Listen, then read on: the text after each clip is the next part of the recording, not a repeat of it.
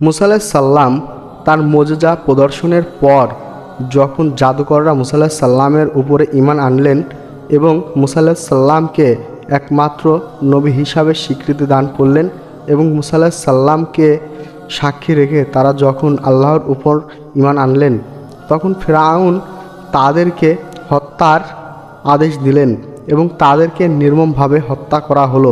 সাথে ফিরআউনের স্ত্রী আসিয়াও যখন মুসার উপরে ঈমান আনলেন এবং আল্লাহকে একমাত্র উপাস্য হিসাবে স্বীকৃতি দান করলেন, তখন আসিয়াকেও ফিরআউন হত্যা করার হুমকি দিলেন এবং নির্মমভাবে হত্যা করলেন।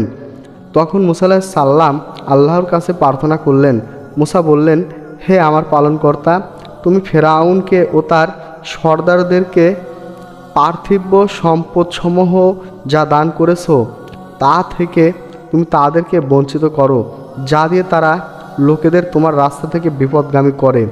অতএব হে আমাদের প্রভু, তুমি তাদের সম্পদ রাজি ধ্বংস করে দাও ও তাদের অন্তরগুলোকে শক্ত করে দাও, যাতে তারা ততক্ষণ পর্যন্ত ঈমান না আনে যতক্ষণ না তারা মর্মান্তিক আযাব প্রত্যক্ষ করে।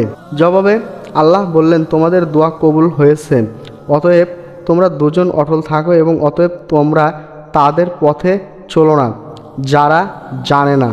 মুসা ও হারুনের উপরোক্ত দোয়া আল্লাহ কবুল করলেন, কিন্তু তার বাস্তবায়ন আল্লাহ পাক সঙ্গে সঙ্গে করলেন না, বরং আল্লাহ ন্যূনতম 20 বছর সময় নিলেন। এরূপ প্রচলিত কর্মপদ্ধতির মাধ্যমে আল্লাহ মজলুমদের ধৈর্য পরীক্ষা করেন এবং জালেমদেরও পরীক্ষা নিয়ে থাকেন, তাদের তওবা করার ও হেদায়েতের প্রাপ্তির সুযোগ দেন, যাতে তারা আরশের দিন এই সম্পর্কে কোনো অজুহাত দেখানোর সুযোগ না পায়।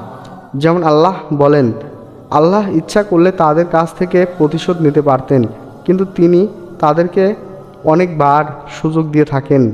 তিনি মানুষকে সবসময় হেদায়েতের জন্য সুযোগ দেন।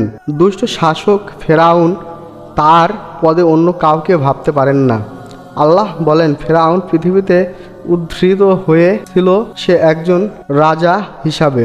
সে দাবি করেছিল, আমি তোমাদের সর্বোচ্চ পালনকর্তা, অতএব আমি ব্যতীত তোমাদের অন্য কোনো উপাস্য আছে বলে আমি জানি না। যেহেতু সে তৎকালীন পৃথিবীর এক সভ্যতাবর্গীয় ও সমৃদ্ধ রাষ্ট্রের একচ্ছ সম্রাট ছিল, সেহেতু তার এ দাবি মিথ্যা ছিল না। এর দ্বারা সে নিজেকে সৃষ্টিকর্তা দাবি করত এবং কিন্তু নিজস্ব বিধান প্রজা পালনের কারণে নিজেকে সর্বোচ্চ পালনকর্তা ভেবেছিল। তার অহংকার তার চক্ষুকে নবী মুসার ওহির বিধান মান্য করা থেকে অন্ধকার করে দিয়েছিল। যুগে যুগে আবির্ভূত স্বেচ্ছাচারী শাসকদের অবস্থা এ থেকে মোটেও পৃথক ছিল না। ঐতিহাসিক বর্ণনা অনুযায়ী ফিরআউনের জাদুকরদের সাথে শক্তি পরীক্ষার ঘটনার পর মুসা আলাইহিস সাল্লাম ন্যূনতম 20 বছর যাবৎ মিশরে অবস্থান করেন। সেখানকার অধিবাসীদেরকে আল্লাহর বাণী শোনান এবং সত্য ও সরল পথের দিকে দাওয়াত দিতে থাকেন। এ সময়ের মধ্যে মুসা আলাইহিস সাল্লামকে আল্লাহ বলেন, তোমাকে আরও 9টি মুজিজা দান করা হলো, তবে প্লেগ মহামারী সহ মোট নিদর্শনের সংখ্যা দাঁড়ায় 10টি, যার মধ্যে প্রথম দুটি শ্রেষ্ঠ মুজিজা ছিল অলৌকিক লাঠি ও অলৌকিক হস্ততালু, যার পরীক্ষা শুরুতেই ফিরআউনের দরবারে এবং পরে জাদুকরদের সম্মুখে হয়ে গিয়েছিল। পরে বাকি ছিল এগুলো ফিরআউনের কাওমের হেদায়েতের জন্য, তাদেরকে সাবধান করার জন্য। মূলত প্রেরিত সকল এলাহি জবের মূল উদ্দেশ্যই থাকে মানুষের হেদায়েত। যেমন আল্লাহ বলেন, কাফের ও ফাসাদকারীদেরকে জাহান্নামে কঠিন শাস্তির পূর্বে দুনিয়াতে আমি অবশ্যই লঘু শাস্তি আস্বাদ দান করাই, যাতে তারা আমার দিকে ফিরে আসে। মুসলিম বনি ইসরায়েলদের কাতর প্রার্থনা এবং মুসা হারুনের দোয়ার আল্লাহ কবুল করেছিলেন।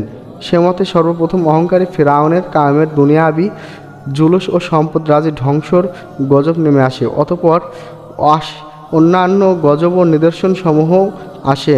আমরা সেগুলো একে একে বর্ণনা করব। মোট নিদর্শনসমূহ যা মিশরে প্রদর্শিত হয়। লাঠি প্রথম দুর্ভিক্ষ আসে। মুসা আলাইহিস সাল্লামের দোয়া কবুল হওয়ার পর ফিরআউনি সম্প্রদায়ের উপরে প্রথম নিদর্শন হিসেবে দুর্ভিক্ষের গজব নেমে আসে। যেমন আল্লাহ বলেন, তারপর আমরা পাকড়াও করলাম ফিরআউন অনুসারী দুর্ভিক্ষের মাধ্যমে এবং ফসলের ক্ষয়ক্ষতির মাধ্যমে, যাতে তারা উপদেশ হাসিল করে। নিরীহ বনী ইসরায়েলের উপরে দুর্দর্শ ফেরাউনি জুলুম প্রতিরোধ, এটা ছিল মুসলিমদের সমর্থনের আল্লাহর প্রেরিত প্রথম হুঁশিয়ারি সংকেত। এর ফলে তাদের ক্ষেতের ফসল ও বাগিচা উৎপাদন চরমভাবে হ্রাস পেয়েছিল। খাদ্যাভাব তাদের মধ্যে হাহাকার পড়ে যায়।